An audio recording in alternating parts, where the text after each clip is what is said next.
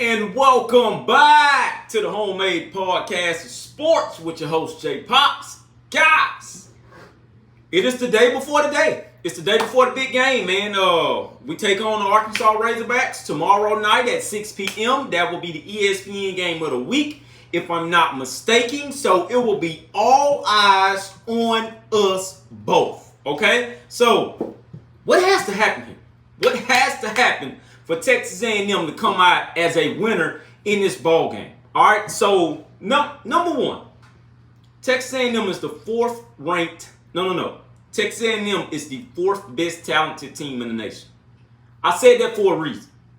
You have to start showing that with dominance. You haven't been dominant this year, okay? This is the game because you're entering conference play. You want it to be up there with Georgia and Alabama so far as talent is concerned, and LSU as well. Well, now you're there. It's time for you to show it. All right? So that's number one. That's one of your key factors. Once again, you're the fourth best talented team. If you show up looking like the fourth best talented team, Arkansas fans, I'm sorry, y'all don't want to hear this, but you can smoke them.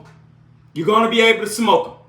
All right? And what happens is that everybody around the country, when you finish smoking them, this is what everybody will say. Oh, but Texas A&M was supposed to do that anyways because, well, you guys are just that much more talented than they are. But that's what you want them to say. All right? But once again, that's number one. You have more talent than Arkansas. You got more depth. You got more everything.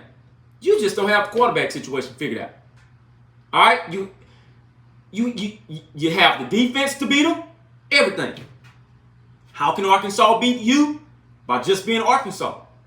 I'm sorry, if Arkansas comes out there and they're very explosive in the run game and you just don't have anything to stop it, then you're going to get beat. I will say that. You guys are going to get beat. Our defense is good, but you cannot continue to make them play the game for you on both sides of the ball. All right? You cannot do that. You just can't. Shout out to everybody who's going out there tomorrow. That game is on my bucket list for next year. Please believe that. That game is on my bucket list for next year. I will most likely be at that one on next year, man. I've been trying to get there for 10 years now. This is the 10th year. But I will be there on next year, okay? I will be at that one. I haven't heard anything about this being a sellout crowd. If it is, then you guys please go ahead and tell me that, okay? One big thing that's off topic here is five-star wide receiver Hakeem Williams will be making his decision in about 5 more minutes. All right? Also, following that, on next weekend, which is September 28th, five-star defensive lineman David Hicks will also be making this decision. From what we have all heard, he was supposed to wait to the Under Armour All-American game. He don't want to wait anymore. He's going to do what he has to do. All right? Man, look. I'm hoping that we get both of these guys for whatever reason. I feel some type of way about David Hicks. I know he's the OU lean at this point, and he's closing down his decision. I don't know what made him want to close down the decision, but he's going to go ahead and close it down.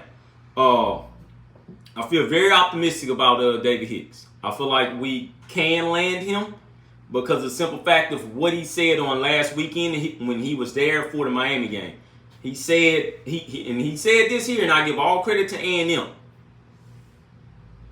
Man, they really are playing all of the freshman guys that came in just like they told me that they were going to do. And they've been doing this all season. Credit to DJ Durkin for saying no to hell with that. None of you talented guys are going to sit on the bench. I'm going to mix your talent with the veteran guys that are already here. All credit to him for doing that. David Hicks sees that. I strongly still think this is a 50-50 thing here between Oklahoma and Texas A&M. As of right now, I would give the slight edge to Oklahoma, man. I know it's Aggie fans don't want to hear that, but I'm giving the slight edge to Oklahoma because what Oklahoma has been doing defensively up front. All right? Once again, a lot of us don't want to hear that. So far as Hakeem Williams, I don't know, man. I still, for whatever reason, think he may just pick Texas A&M. I don't know why I feel that way. Then again, this could go to Florida State. He could pick Florida State. But I was looking at something and they said he had out the cardboard boxes and he only had Georgia, Miami, and Florida State on the cardboard boxes. A&M was nowhere in sight. I mean, absolutely nowhere. I don't know, man. I think that may just be a surprise thing. He may just pop up and boom, I'm going to A&M. Let's go ahead and shut it down. But everybody's picking them to go to Florida State right now. If it happens, it happens. It is what it is. We would keep on moving, but that recruitment is not over for him nor David Hicks. So anywho, let's keep going here, guys. So some more important key factors Texas A&M win this ball game. I know we've heard all week about how bad Arkansas pass defense is. I'm going to tell you like this here. I think the pass defense will be bad. I will say that. But that won't necessarily be the thing that helps A&M win this ball game. What I mean by that is that I believe with that pass defense that they're going to be doing their best to stop the pass so much to where they're going to get into situations in where it's going to be a lot of flags thrown on that secondary for pass interference and defensive holding. I believe that will be one of the key factors to why Texas A&M got up there to the red zone and maybe scored so many points. Okay? I honestly believe that. Notice how I didn't say Max Johnson was going to come out and throw for 300-some yards because that's just what they've been giving up primarily. I just believe that because they have worked on that pass defense so much in practice, Arkansas here, I believe a couple of those guys will come out and make a lot of key mistakes when we get into those third down situations, and Max Johnson is going to see that. And Max Johnson is just going to throw the football. Regardless if those guys catch it or not, I feel like there's going to be a lot of flags thrown on an Arkansas secondary. And not to say because they're undisciplined, it's because they are very, very young. And they're out there and they're just trying to do their best to make a play. They're trying to do their best to make a play. Notice how I hit that with an emphasis. I hit it with an emphasis. Once again, I'm not saying Max Johnson is going to go crazy throwing the football out here. I'm not going to say that. Mainly because I haven't seen that. He only played one game. This will be the next game. I just believe it's going to be a lot of flags thrown. I stick firm on that. God, I stick firm on that. And I think that will be one of the key factors, man. That will be one of the key factors. A lot of people have been saying that A&M has lesser red zone, I guess, conversions or attempts than Iowa has. Iowa has more. Well, I'm here to tell you this here. Although we have not been in the red zone like that, I will say this here. Every time we do get up to the red zone, we score. We're 100% on it. We are 100%. I believe five-star wide receiver Hakeem Williams is about to make his decision right now. Let me pull my phone up here and let me go to the CBS Sports app because I believe that's where they're going to do the commitment live. Let me see what all they have here. If you guys just want to stay online, stick around for a little minute, then please just do that. But I believe he's going to make his decisions right now. Let me see if I can catch this. I believe I'm on the right thing. I believe I am. Let's see here. My team. So recruiting.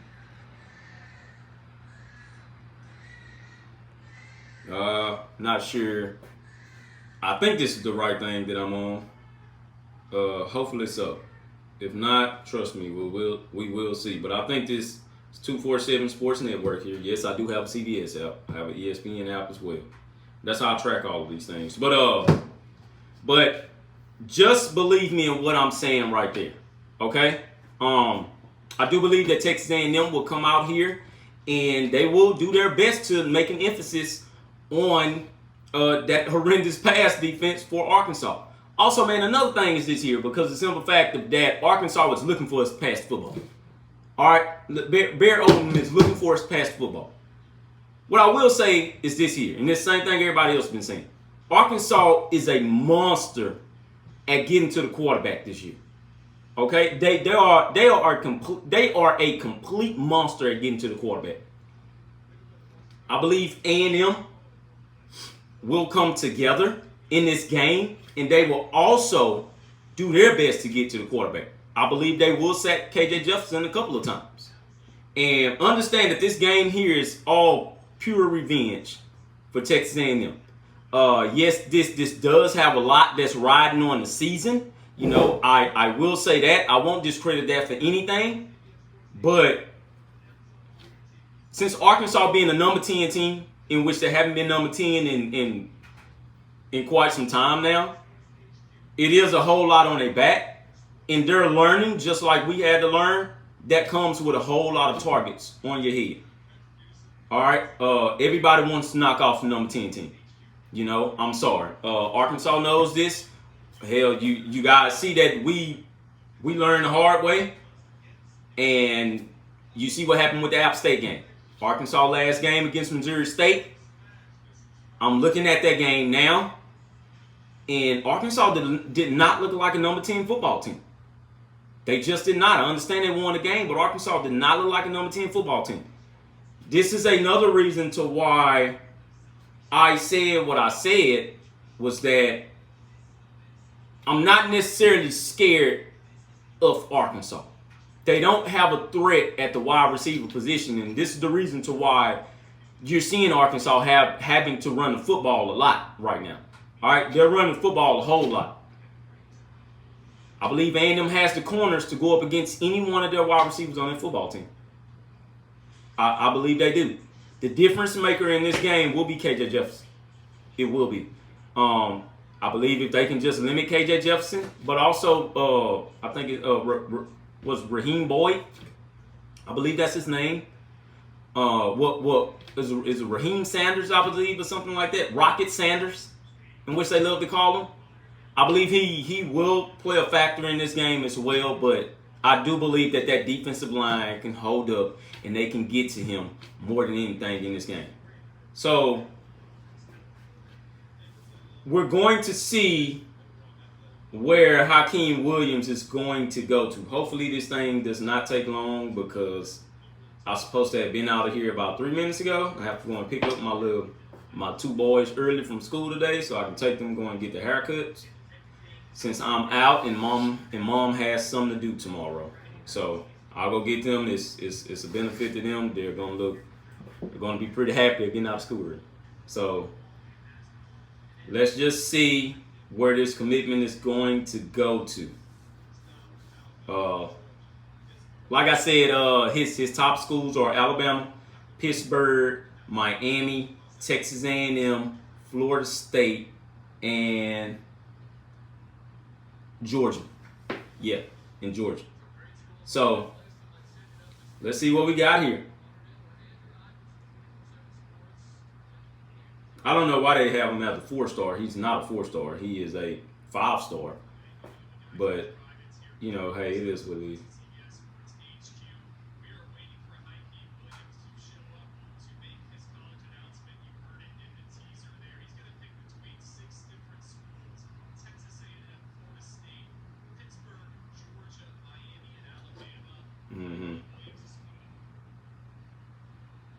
He shouldn't have made his commitment right now,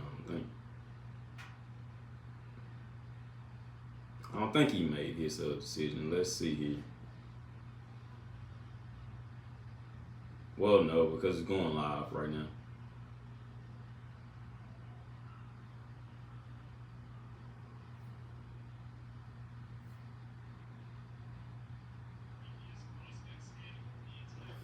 But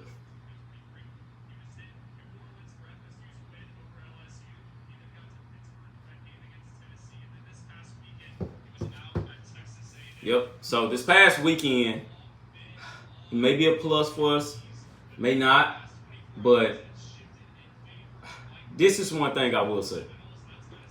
I commend Jimbo Fisher for disciplining his wide receivers, because I understand, man, that was a really big recruiting weekend. A lot of people down there were looking for Evan Stewart. They were looking for Chris Marshall.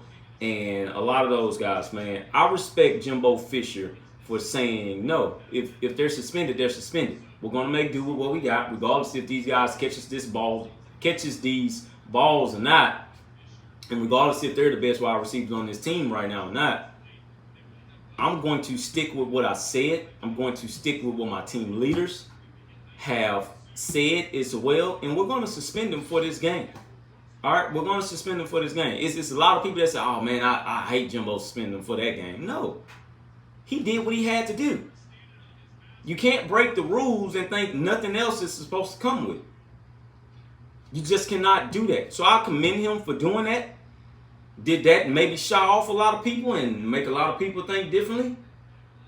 You know, maybe so. But the disciplinary action of it, he sent a message to the whole team, and he sent a message to a lot of those parents of those kids' team. I mean, of those certain individuals as well, to say, no, man, I told you that I was going to discipline him. You know, I told you that he was under my care. I'm going to do what I have to do. And that's just that. I commend him for that. Man. He took out some of his best players that was on that team. Now, chances are they were all freshmen at the end of the day, but he made the suspension and he didn't look back.